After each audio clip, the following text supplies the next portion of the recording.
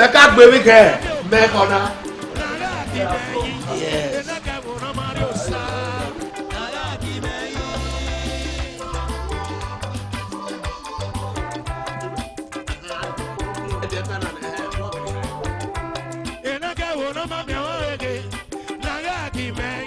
He's a simple musician, endowed with all it takes to be a good musician. His hands are made strong by the hands of the Almighty. Those of you big educated people, all I know is just music. No, I think I have cause to be grateful to God that He gave me and is still giving me all it takes to live.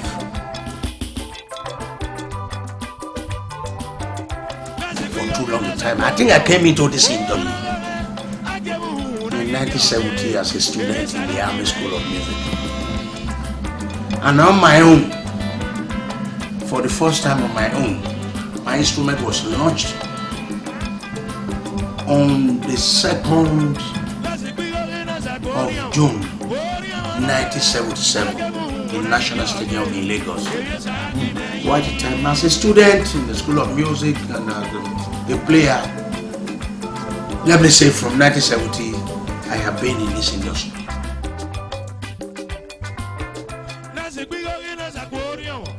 Well, feel so fulfilled in all ramifications. Name it. Honor yourself me to talk around Siena. Olorogu, Abaworoworo, Ajukukirapia, Ukenogwanigo, Ambassador Osayomore, Joseph, Amrevugofato. Oh, yeah, what are you about? What are you about? What are you about?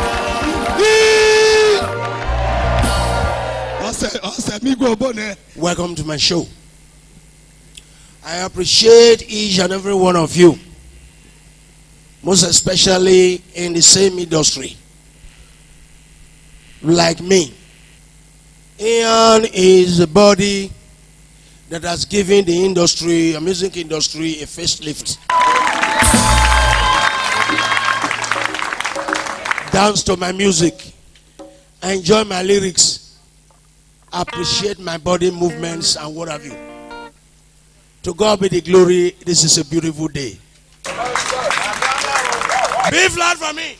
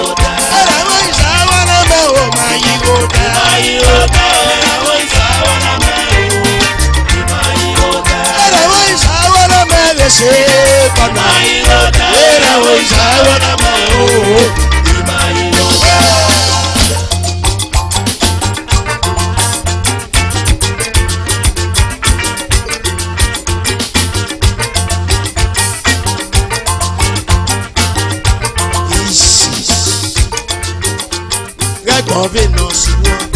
Ayélujẹ́ ìlídé. Múná múrúró ìwòrè àlàó ìwò tọ́yẹ̀rì àyà. Gẹ́gbọ́n fínà sí wọn. Ayélujẹ́ ìlídé. Múná múrúró ìwòrè àlàó ìwò tọ́yẹ̀rì àyà. Òrò mẹ́ta ló wọ̀n náà. Ìnárí ọmọ yìí. Ẹ̀mẹ́gà máa rí ẹ̀rí ẹ̀. Ọmọ ẹlùmọ̀ ẹ̀ náà kú. Òrò mẹ́ta ló wọ̀n náà. Bí kèmí nárí ọmọ yìí. Ẹ̀mẹ́gà máa rí ẹ̀rí ẹ̀. Ọmọ ẹlùmọ̀ ẹ̀ náà kú. Ọwọ́ rẹ̀ gbọ́ bọ́bá. Wáyé lukẹ́ ìrìndé. Númọ́lálù rẹ̀ eré. Núwé kí ọmọ tí ọ̀nù wẹ́mí náà wèrè ọba. Ọwọ́ rẹ̀ gbọ́ bọ́bá. Wáyé lukẹ́ ìrìndé. Númọ́lálù rẹ̀ eré. Núwé kí ọmọ tí ọ̀nù wẹ́mí náà wèrè ọba. Ọba àgàtọ̀ pẹ̀yẹ. Ọyọ̀ pẹ́ wọn dúkẹ́. Ọkìnrin ọgbàdé bàbá. Ọba lílo bọ̀ ewì. Iṣẹ́. Ọwọ́ rẹ̀ gbọ́ bọ́bá. Wáyé lukẹ́ ìrìndé. Númọ́lálù rẹ̀ eré. Núwé kí ọmọ tí ọ̀nù wẹ́mí náà wèrè ọba. Ọba àgàtọ̀ pẹ̀yẹ. Ọyọ̀ pẹ́ wọn dúkẹ́. Ọkìnrin ọgbàdé bàbá. Ọba yìí lè bọ̀ ewì. Iṣẹ́. Sẹ́ni máa náà gbóná jọba. Ike mi ló ṣayá náà. Alápọ̀ ẹ̀mí ẹ̀ ẹ́. Ìmọ̀ yìí ló dé ìràwọ̀ ìṣàwọ̀ lọ́mọ òye. Ìràwọ̀ ìṣàwọ̀ lọ́mọ ẹ̀ ṣe gbàgbà. Ìmọ̀ yìí ló dé ìràwọ̀ ìṣàwọ̀ lọ́mọ òye. Ìmọ̀ yìí ló dé Ìràwọ̀ ìṣàwọ̀ lọ́mọ òye. ìmọ̀ yìí ló dé ìràwọ̀ ìṣàwọ̀ lọ́mọ òye. Ìmọ̀ yìí ló dé Ìràwọ̀ ìṣàwọ̀ lọ́mọ òye. ìmọ̀ yìí ló dé ìràwọ̀ ìṣàwọ̀ lọ́mọ òye. Ìmọ̀ yìí ló dé.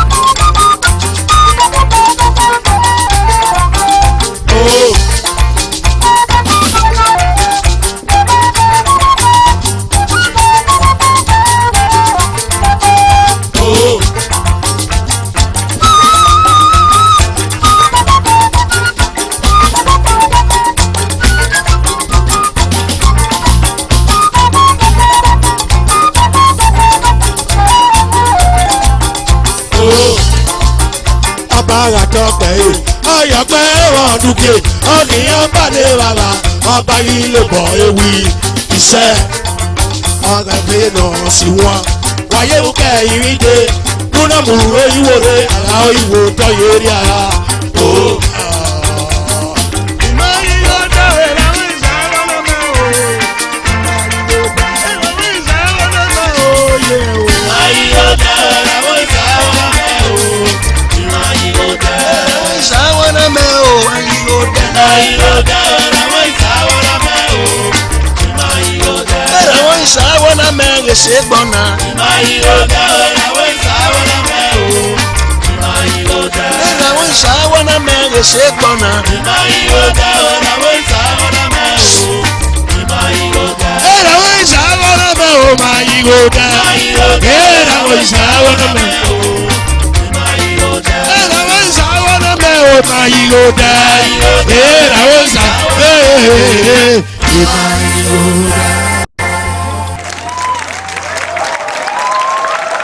Thank you very much.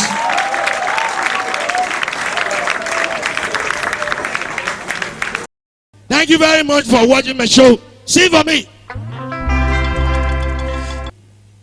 I'm very proud of you because this is the cradle of civilization. The eye opener of the wild world when it comes to culture. Igodo migodo. Ba, be, be, ba, be, ba. Can I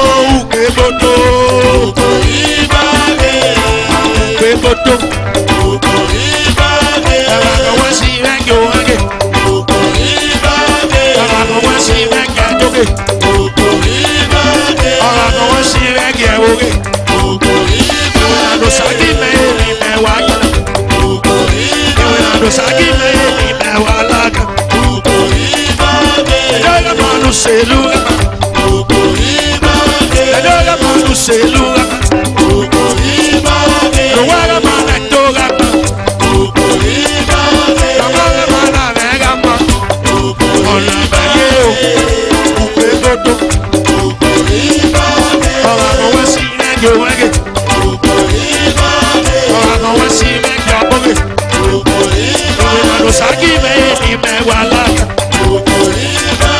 Adela manu selu.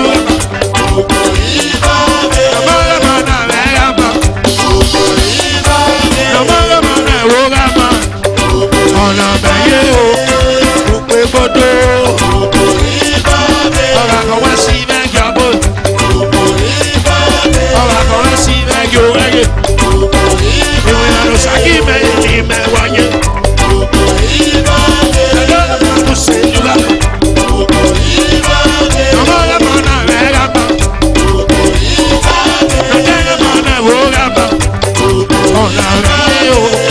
Upe bodo. Azuzuiza na yusure. Azuzuiza na yusure. Su. Emelia abo. Isa o upekodo. Ara ko wasi me jamboge. Ara ko wasi me jamboge. So we don't get on magisa. Ara ko saki me ni me wa. Adela manu selu. Namala mana vega. Adela manu selu. Ona beye o. Upe bodo. Azele wala. Azele wala o. Azele wala. Ewa manu sake.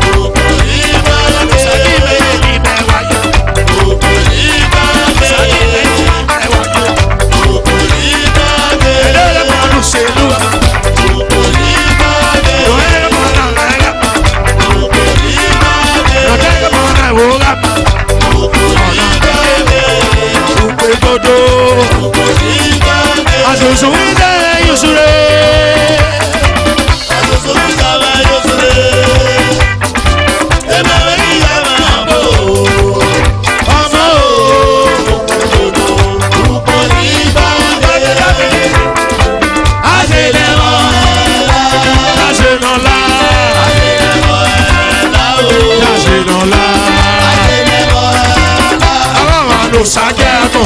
Ọlọ́sẹ̀ lógo. Àṣelẹ̀mọ́ ẹ̀la. Àṣelẹ̀mọ́ ẹ̀la o. Àṣelẹ̀mọ́ ẹ̀la. Ẹ̀rọ wa ló ṣàjẹ́nu. Ọlọ́sẹ̀ lógo. Thank you very much.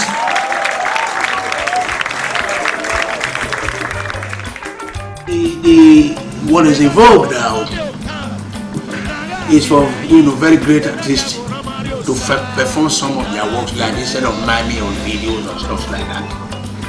We came a long way. Why I tag this one music of yesteryears that this is music as 40, 35, 30 years ago.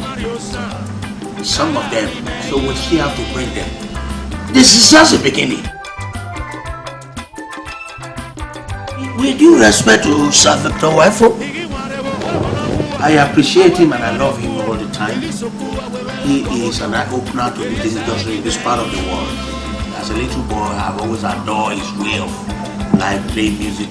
In fact, I got this instrument from him.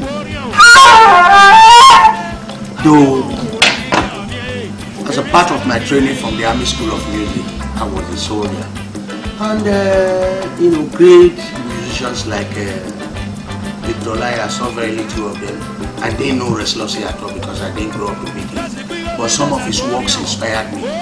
Well, let me keep saying that Sir Victor Wifo, Fela Anikulapo, so these are the people I will always appreciate for what they did to the music industry and what I got from their collections. Beautiful people. Beautiful Edo people. Big lad for me. Then see for me. Edoni Mose. Edone Wahire. I can see the likes of great people like Akbaka 99.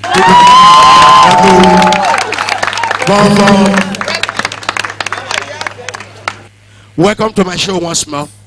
I want to thank each and every one of you for coming. A thing like this will begin to happen. Not only with me, even for the oncoming ones. I have printed my food on the sound of time. And the sounds of time, so that generation yet above we know Sayomori Joseph once passed away. So that's what we are doing.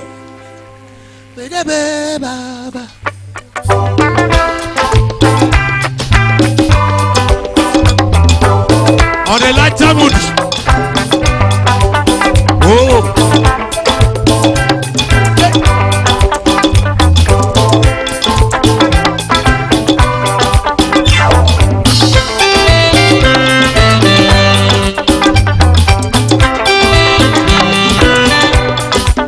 This is a song.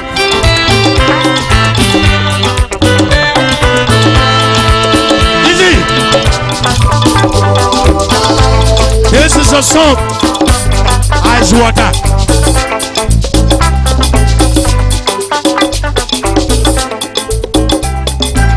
This is a song for mothers all over the world. All the women, clap for yourselves. I see one woman, you don't clap. See her. You don't clap. Oh, my way, Bobo. You haven't seen one go. Not be so.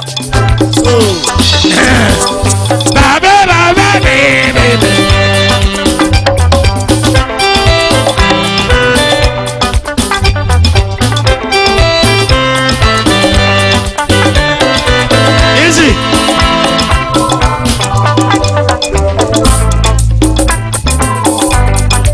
This is a song. Could you have some play to slow down so that they can hear me? I wrote this song for my mother, a very wonderful woman. And I'm sure your mother is wonderful. If you don't like your mama, me, I like my own. Oh, you like her? Camera, make you see who like their mama. Make them look at me like something. Mama me, I owe you. I owe you. Mama me, I owe you something. I owe you. Mama me, I owe you. I owe you.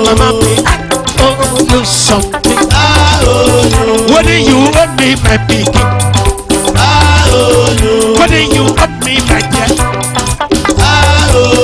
Mama, I must say I'm money. Money, money, money, not be everything. Money, money, money, not be everything. Respect and love for you every day. Sorry. Respect and love for you every day. Number two, a better position. Better position for you, mama. Better position for you, mama. We go be Mother's Day. We be Mother's Day. Authority, oh mama.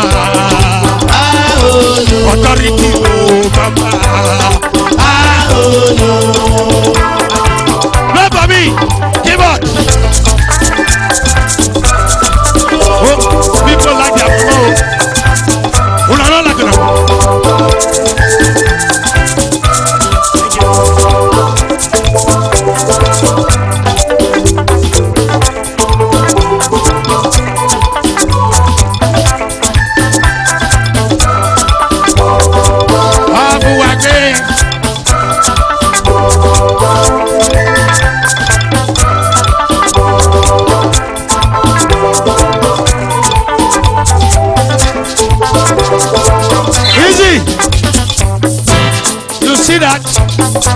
You can see that the atmosphere is charged. That means so in Yoruba land, the land of culture and the land of jolly jolly, they have a song for their mother. They have a song for their mothers, and they go there like this. Orishabiya osio. Orishabiya osila mi.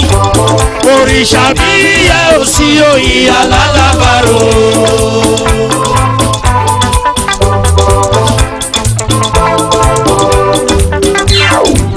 Orishabiya osio. Orishabiya osila mi. Orishabiya osio iyalalabaro. Ìyá ni wúrà, bàbá ni jígí. Ìyá ni wúrà, bàbá ni jígí. Ìyá ni wúrà, bàbá ni jígí. Ọjọ́ tí ìyá kú ni wúrà ọ̀la bàjá. Bàbá ni jígí. Ọjọ́ tí ìyá kú ni wúrà ọ̀la bàjá. Bàbá ni jígí. Ọjọ́ tí ìyá kú ni wúrà ọ̀la bàjá. Bàbá ni jígí. Ọjọ́ tí bàbá kú ni jígí ọ̀la wọ̀ mí. Bàbá ni jígí. Ọjọ́ tí bàbá kú ni jígí ọ̀la wọ̀ mí. Bàbá ni jígí. Ìyá lálàbárò, ìyá ni wúrà, ìyá ni wúrà, ọjọ́ tí ìyá kú ni wúrà ọ̀la bàjá, ọjọ́ tí kú ni wúrà ọ̀la bàjá, ọjọ́ tí bàbá kú ni jígí ọ̀la wọ̀ mí, jígí ìyá lálàbárò, ìyá ni wúrà.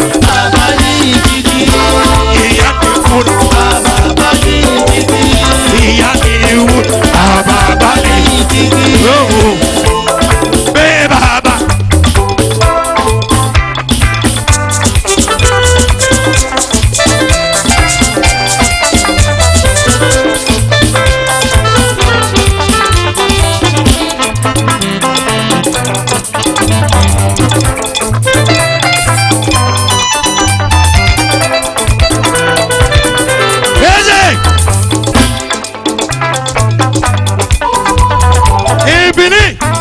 Ice water in Benin, the cradle of black civilization.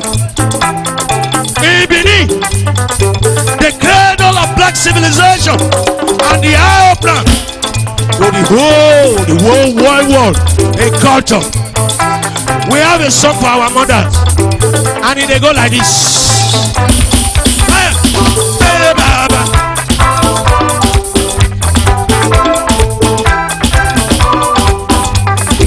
Sweet mothers, they are sweet.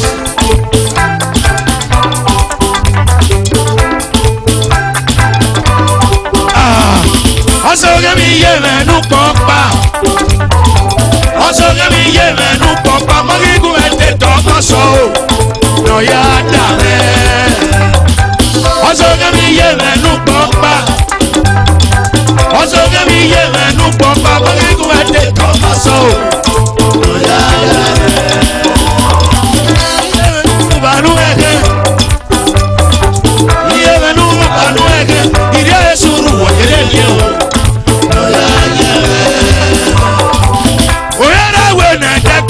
Oye we kiara iye we nuba nuega. Oye we na depe. Oye we kiara iye we nuba nuega. Iye we nuba nuega. Iye we nuba nuega. Ire suru oye yo. Oya ya. Oye we na depe. Oye we kiara iye we nuba nuega. Oye we kiara iye we nuba nuega. Iye we nuba nuega. Iye we nuba nuega. Yesu oye yo. Oya ya. Oye we na depe. Oye we kiara iye we nuba nuega. Oye we na depe. Oye we kiara iye we nuba nuega. Iye we nuba nuega. Iye we nuba nuega. Yesu oye yo. Oya ya.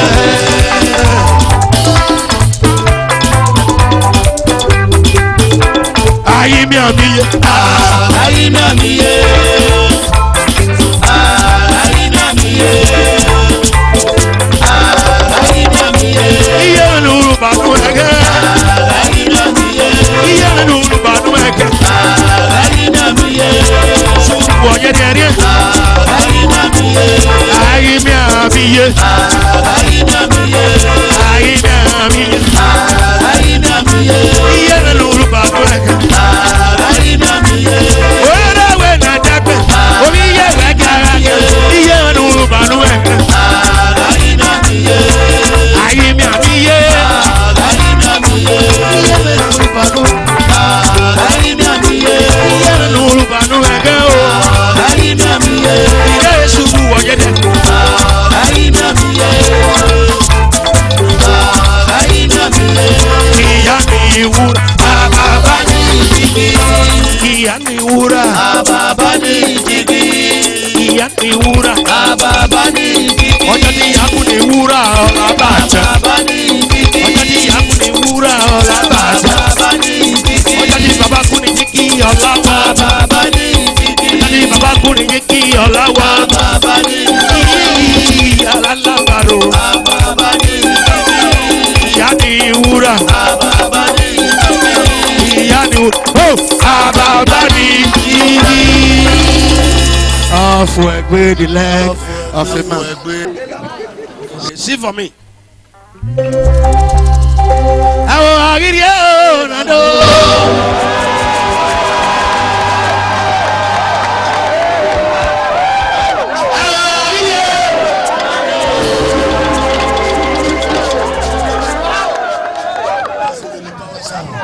See better thing. Now we want end the rain, one fall.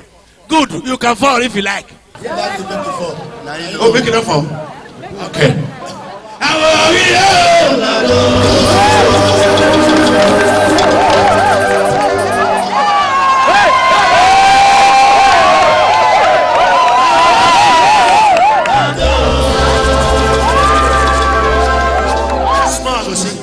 Abo medanyo, dagoro medagoro meda. Abo medanyo, dagoro medagoro meda. Abo medanyo, dagoro medagoro meda. Abo medanyo, dagoro medagoro meda. Abo medanyo, dagoro medagoro meda. Dagoro medagoro meda. Dagoro medagoro meda. Dagoro medagoro meda. Dagoro medagoro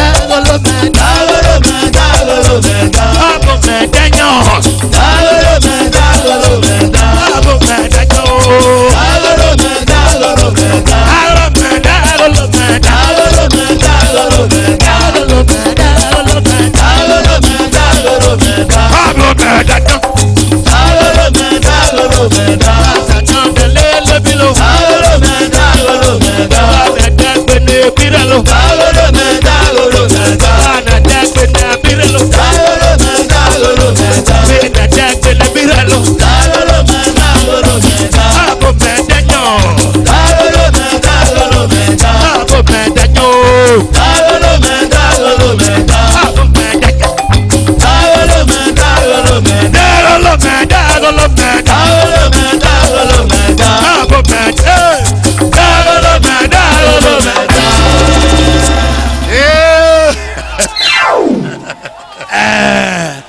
Abilu Aba. Abilu Aba. La ya atie ya dori ya enu e. Ya enu.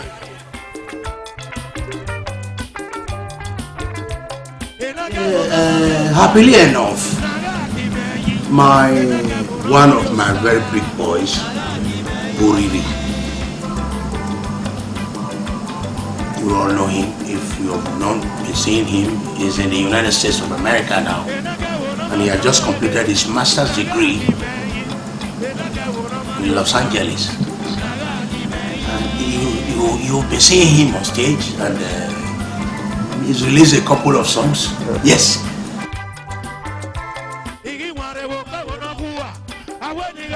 What I will advise upcoming musicians to do is to learn one or two instruments and be very, very devoted, be dedicated. And again, I keep telling people, if you are not inspired with what I'm talking about, you will expire. This is a song I wrote some 40 years ago. You can't believe that.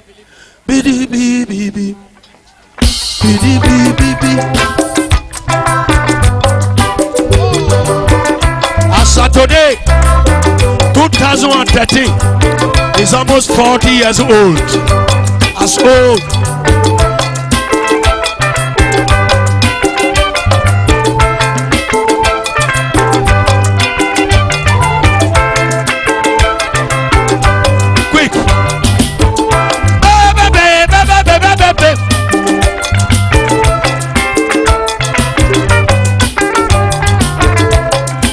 Ona mami oka naga kimeyi enaka ona mario sa naga kimeyi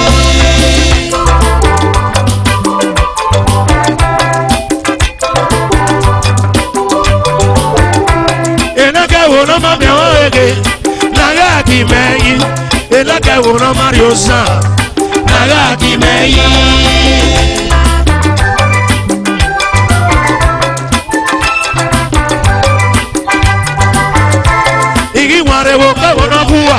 Aweni gari okuo, igi soku awewela kwa woriyo. Ebi sa kimeyi.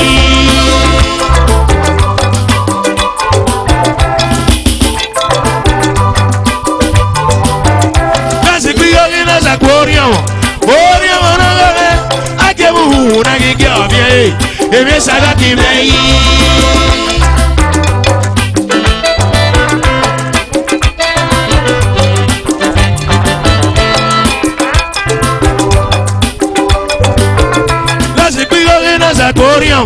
Oriamo na gawe, akebu na gigi obie. Ebi sa kimeyi.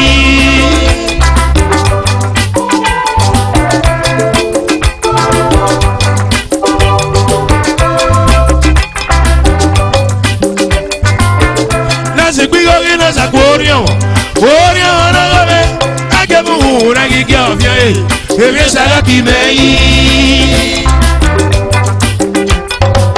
Garega tiga si utarabe uwageme igo meni ya kworiamo wadogoriamo ba igo meni ya kworiamo wadogoriamo ba warae wabuwe arae wadogoriamo ba igo meni ya kworiamo be oriamo ba o oriamo ba ni wadogoriamo ba igo meni ya kworiamo wadogoriamo ba o igo meni ya kworiamo.